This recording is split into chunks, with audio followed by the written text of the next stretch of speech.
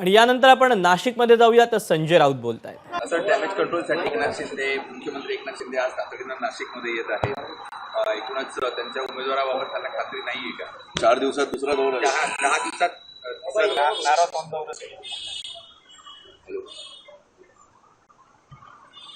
पुरवठा करायला येत असतील, दुसरं त्यांच्याकडे आहे का? मतं तर नाही आहे बघा। डॅमेज कंट्रोल कुठे कुठे करणार? मुळात डॅमेज कंट्रोल करण्यासाठी काहीतरी असावं लागतं ना स्वतःचं। जी शिवसेना तुम्ही मोदी आणि अमित शहाच्या मदतीनं चोरली आहे, धनुष्यबाण चोरला आहे, त्याच्या मागे लोकांनी का उभं राहावं? आणि विशेषतः नाशिकसारख्या ठिकाणी महाराष्ट्रात मी वारंवार सांगतो, अजित पवार आणि एकनाथ शिंदे यांना एकही जागा मिळणार नाही। त्यांनी पैशाच्या थैल्या वाटू द्या, टेम्पो भरून माल आणू द्या, अन्य काही गोष्टी, दहशत, खोटे गुन्हे, पोलिसांचा वापर, गुंडगिरी, काही करू द्या, लोक त्यांना मतदान देणार नाही। नरेंद्र मोदींनी तर ठाणच मांडलंय, अमित शहा सारखे येऊन जाऊन आहेत, याचा काही परिणाम महाराष्ट्रावर होणार नाही। महाराष्ट्रामध्ये महाविकास आघाडी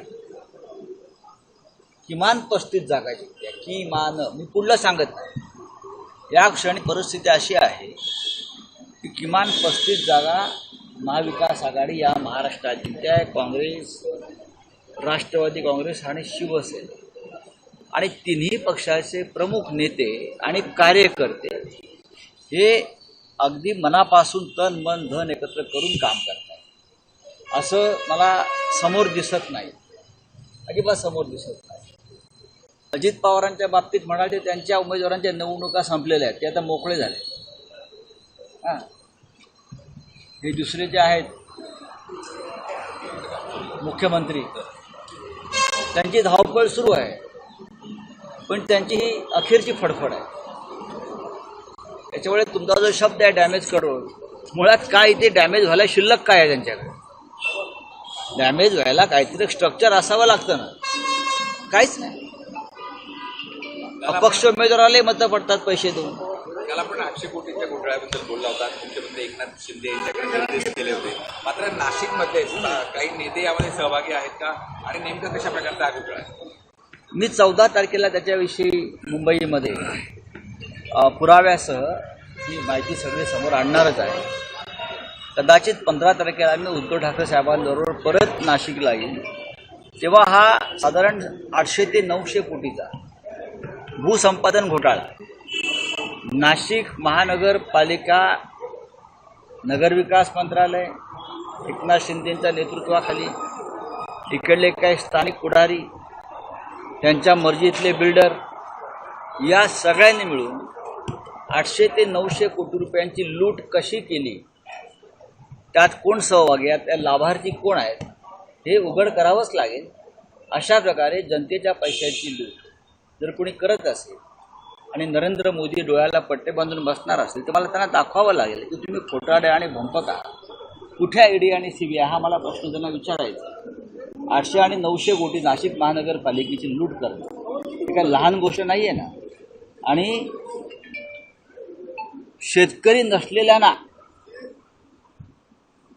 बिल्डरांना हे पैसे मिळाले भूसंपादनाच्या नावाने। बिल्डर कसे शेतकरी झाले अचानक, काही बिल्डर त्यांना कसे शेतकरी बनवून पैसे दिले, हे या भूसंपादन घोटाळ्यातलं मोठं सूत्र आहे। नंदुरबारमध्ये प्रियंका गांधी यांच्या सभेला अभूतपूर्व असा प्रतिसाद मिळालेला आहे। महाविकास आघाडी पुन्हा काही सभा, नंदुरबार या वेळेला महाविकास आघाडी जिंकते। नंदुरबार हा परंपरेनं काँग्रेसचा गड राहिला। इंदिरा गांधी त्यांच्या प्रचाराची सुरुवात वर्षानुवर्ष नंदुरबारमधून करत आलेली आहे। यावेळेला प्रियंका गांधी आल्या आणि तिथे परिवर्तन होत आहे। नंदुरबार, धुळे, जळगाव, रावेर, दिंडोरी, नाशिक असे सर्व मतदारसंघ उत्तर महाराष्ट्रातले महाविकास आघाडी जिंकते आहे। राऊत साहेबांनी काल बोलले होते की गोमांस एक्सपोर्ट करणाऱ्या कंपनीकडून निवडणुकीसाठी 550 कोटी मोदींनी घेतले। काय नक्की आरोप, काय तुम्हाला? हा आरोप मी आज करत नाही आहे. तुम्ही जर त्यांचं बँकेची खाती जी यादी आलेली आहे निवडणूक रोख्यांसंदर्भातली, त्याच्यामध्ये गोमांस एक्सपोर्ट करणाऱ्या कंपन्यांकडून नरेंद्र मोदींनी पैसे घेतले 550 कोटी रुपये. गोमांस बीफ एक्सपोर्ट करणाऱ्या कंपन्यांनी भारतीय जनता पक्षाला पैसे दिले. हे रेकॉर्डवरती आहे ना. मी काय माझी स्वतःची माहिती सांगत नाही. हे रेकॉर्ड 550 कोटी बीफ एक्सपोर्ट करणाऱ्या एका बाजूला तुम्ही गोवंश हत्याबंदी विरुद्ध लोकांचं मॉब लिंचिंग करायचं, हा गोंधळ घालायचा, गोमाता करायचं, आणि त्याच पद्धतीनं तुम्ही गोमाता कापणाऱ्या कत्तलखान्यांकडून पैसे घ्यायचे. ढोंग नाही तर काय. बावनकुळेंनी टीका केली आता की बावनकुळेंनी टीका केली की उद्धव ठाकरेंची मुलाखत म्हणजे काळूबाळूचा तमाशा आहे ना. फार गाजला होता काळूबाळूचा तमाशा. संस्कृती ती तुम्ही तमाशाचा अपमान करताय. काळूबाळूचा तमाशा या महाराष्ट्रातली एक सांस्कृतिक ताकद होती.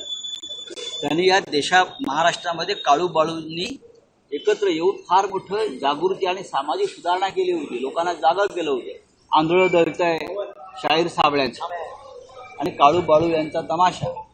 आज ते बावनकुळे वगैरे लोक आहेत, त्यांचा महाराष्ट्राच्या संस्कृतीशी काही संबंधच राहिलेला नाही. म्हणून त्यांना काळूबाळू कोणी माहीत नाहीत. अभ्यास करा म्हणावं आणि मग बोला. हा तमाशा जरी असला बरं का, तरी या तमाशाची डफावर थाप पडली आहे ती तुमच्या कानाखाली पडली. फडणवीसांनी दिलेल्या एका मुलाखतीत म्हटलंय की पंतप्रधान अरविंद केजरीवाल यांनी असं म्हटलं की पुढचे पंतप्रधान हे अमित शहा असतील. त्याचं कारण असं आहे की नरेंद्र मोदींनी एक नियम दिला. 75 वर्ष ज्यांना झाले त्यांनी राजकारणात राहायचं नाही.